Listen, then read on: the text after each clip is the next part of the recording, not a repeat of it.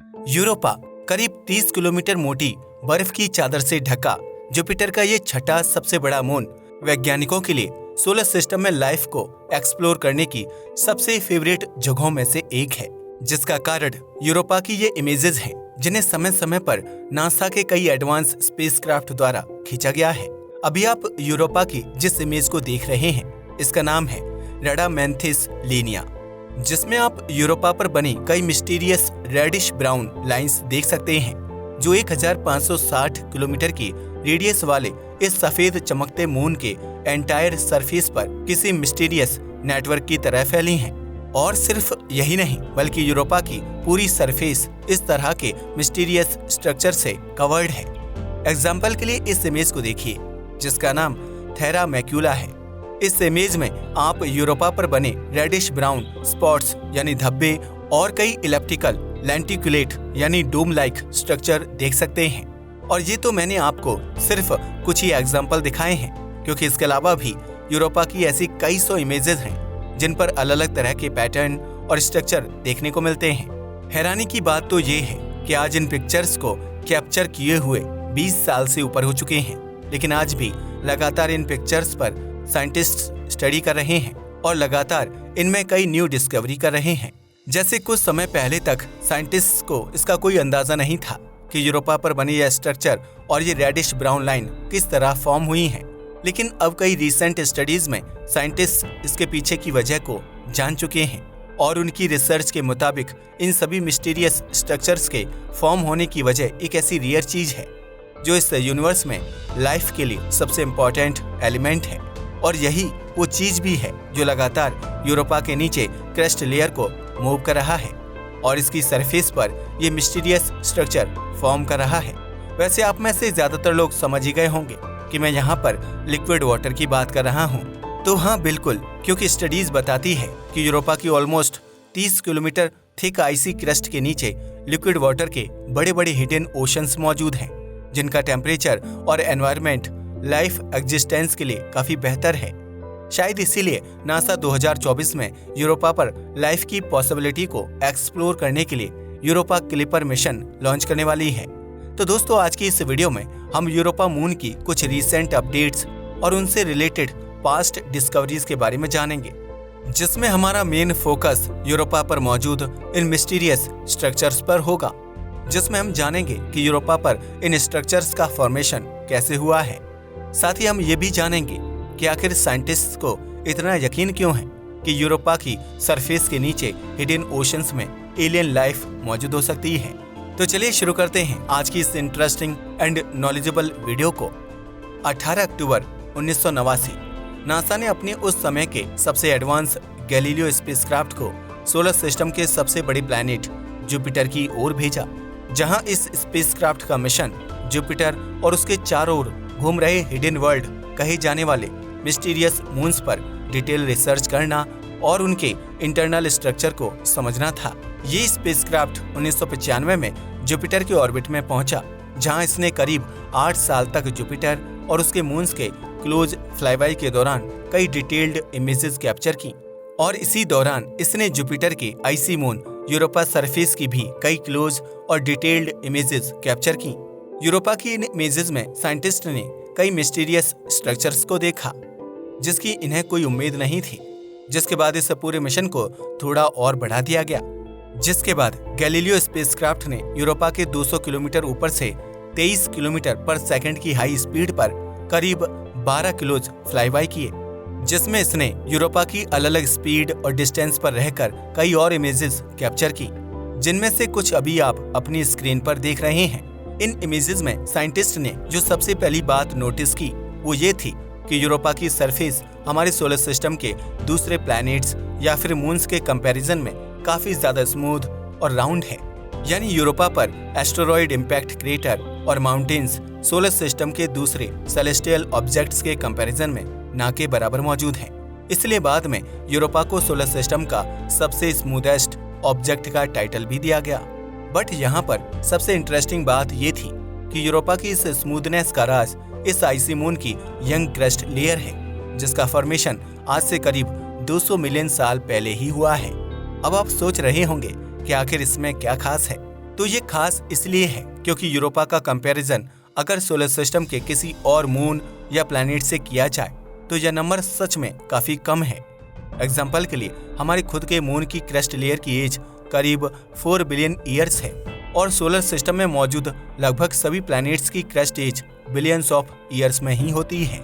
पर हमारी अर्थ का क्या हमारी अर्थ की क्रस्ट की एज भी बिलियंस ऑफ ईयर्स में है? तो ऐसा नहीं है, क्योंकि हमारी अर्थ पर लगातार इंटरनल स्ट्रक्चर में कई एक्टिविटीज चलती रहती हैं, जिसमें टेक्टोनिक प्लेट्स और अर्थ की लेयर्स में होने वाली मूवमेंट लगातार हमारी क्रस्ट को बदलती रहती है। इसीलिए हमारी अर्थ की ओशियानिक क्रस्ट भी काफी ज्यादा यंग है। सो इस बात का कंक्लूजन ये निकलता है कि इस सोलर सिस्टम में अर्थ के अलावा यूरोपा ही ऐसा ऑब्जेक्ट है जो जियोलॉजिकली एक्टिव है, यानी यूरोपा पर भी टेक्टोनिक प्लेट्स की मूवमेंट होती है और इसका इंटरनल स्ट्रक्चर भी अर्थ की तरह काफी एक्टिव है। पर जहां हमारी अर्थ पर टेक्टोनिक प्लेट्स की हलचल का कारण अर्थ क्रस्ट के नीचे मौजूद अर्थ मेंटल लेयर में लावा और अदर रॉकी एलिमेंट्स के आपस में इंटरेक्ट करने से होता है, वहीं यूरोपा पर होने वाली जियोलॉजिकल एक्टिविटी बिल्कुल डिफरेंट तरीके से काम करती है, क्योंकि यूरोपा की क्रस्ट 30 किलोमीटर मोटी बर्फ की लेयर है और इसकी मेंटल लेयर लावा या पत्थरों से नहीं बल्कि पूरी तरह लिक्विड वाटर से बनी है। कहने का मतलब ये है कि जहां हमारी अर्थ की सरफेस पर पानी के समुद्र होते हैं, वहीं यूरोपा की सरफेस के नीचे एक पूरी की पूरी 100 से 200 kilometre thick liquid water layer मौजूद है। यूरोपा की मेंटल लेयर में मौजूद लिक्विड पानी की अमाउंट हमारी अर्थ पर मौजूद सभी ओशंस वाटर से भी ज्यादा है, जो सच में काफी शॉकिंग है। वैसे अब आप सोच रहे होंगे कि भाई हमें पता कैसे चला कि यूरोपा की सरफेस के नीचे हिडन लिक्विड वाटर के ओशन मौजूद हैं? तो इसका जवाब हमें हमारे कई एडवांस स्पेसक्राफ्ट द्वारा यूरोपा की ली गई इमेजेस में देखने को मिल जाता है।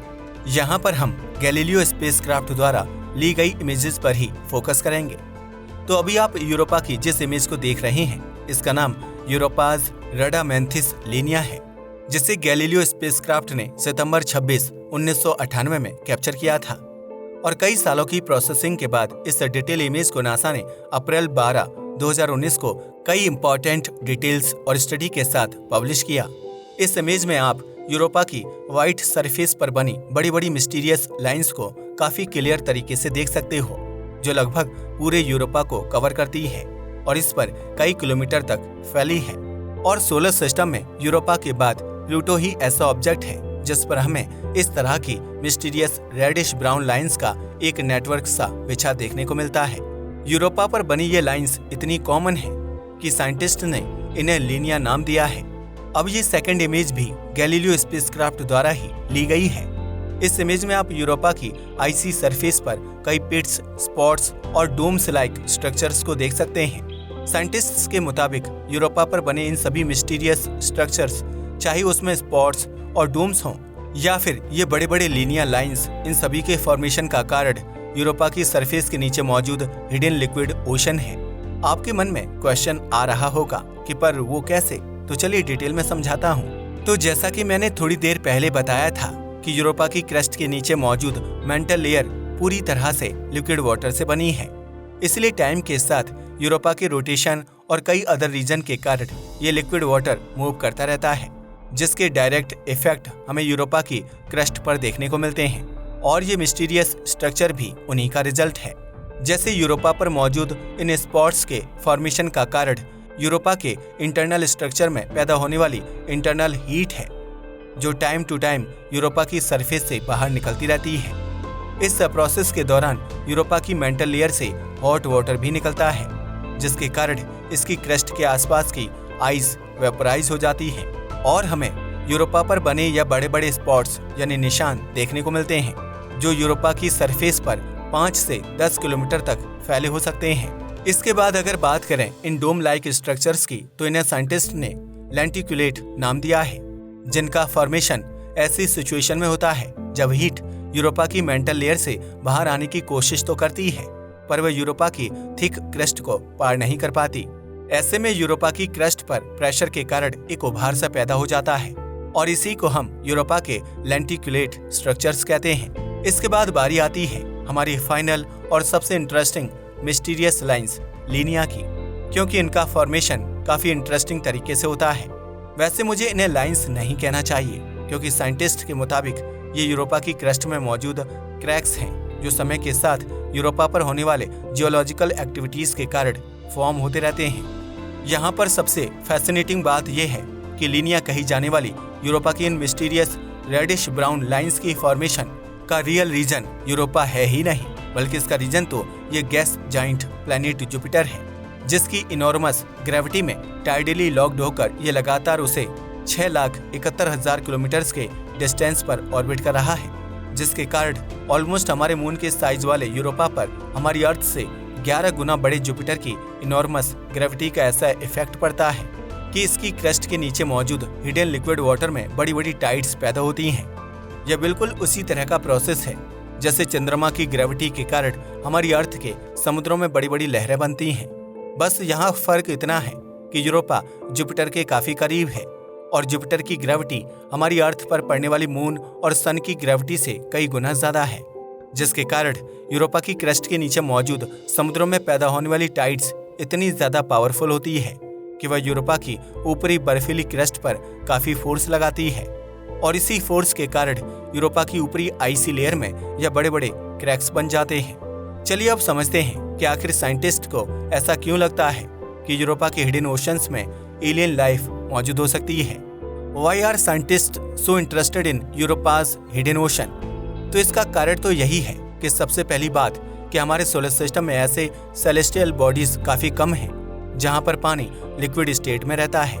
इसके अलावा क्योंकि यूरोपा जियोलॉजिकली भी काफी एक्टिव है और इसके ओशंस का टेम्परेचर भी लाइफ के लिए काफी नॉर्मल है, उसको देखते हुए साइंटिस्ट को लगता है कि यूरोपा में इन छिपे हुए ओशंस में कहीं ना कहीं तो लाइफ जरूर मौजूद होगी। हो सकता है कि इन ओशंस में मौजूद कोई एलियन अर्थ के वाटर एनिमल की तरह हो, यानी भले ही वो हम इंसानों की तरह इंटेलिजेंट ना हो, लेकिन यह हम इंसानों के लिए यूनिवर्स में लाइफ को ढूंढने का सबसे पहला कदम साबित हो सकता है।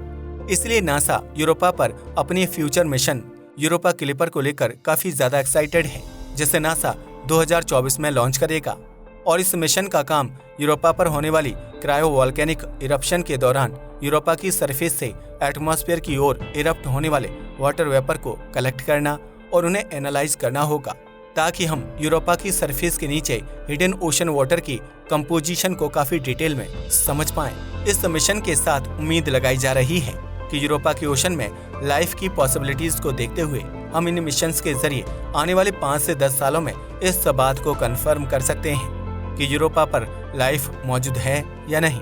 पर साथ ही यहाँ वैज्ञानिकों के बीच एक डर भी है। आप सोच रहे होंगे कि भाई डर कैसा?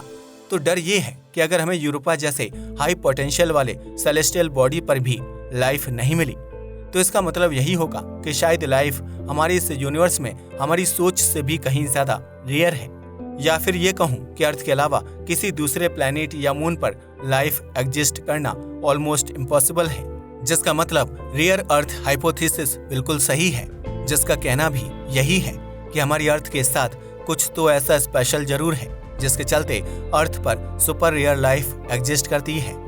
पर आखिर वो स्पेशल चीज क्या है? तो वैज्ञानिकों को इसका कोई आइडिया नहीं है। तो आखिर क्यों सोलर सिस्टम या यूनिवर्स के दूसरे मून्स या प्लैनेट्स पर पृथ्वी की तरह लाइफ मौजूद नहीं है? इस टॉपिक पर हमें फ्यूचर में और भी कई स्टडीज देखने को मिलेंगी। इसके अलावा यूरोपा पर किए जाने वाले फ्यूचर मिशन भी हमें अर्थ पर मौजूद इस सुपर रेयर लाइफ को समझने में काफी मदद करेंगे, और हो सकता है कि हम जरूरत से ज्यादा सोच रहे हैं और लाइफ इतनी भी रेयर ना हो, और हम आने वाले कुछ सालों में ही यूरोपा के छुपे ओशंस में भी कोई एलियन लाइफ ढूंढ लें। सो आई होप कि आपको आज की इस वीडियो से काफी कुछ नया सीखने को मिला होगा। वीडियो पसंद आया हो तो इसे लाइक और शेयर करें। धन्यवाद।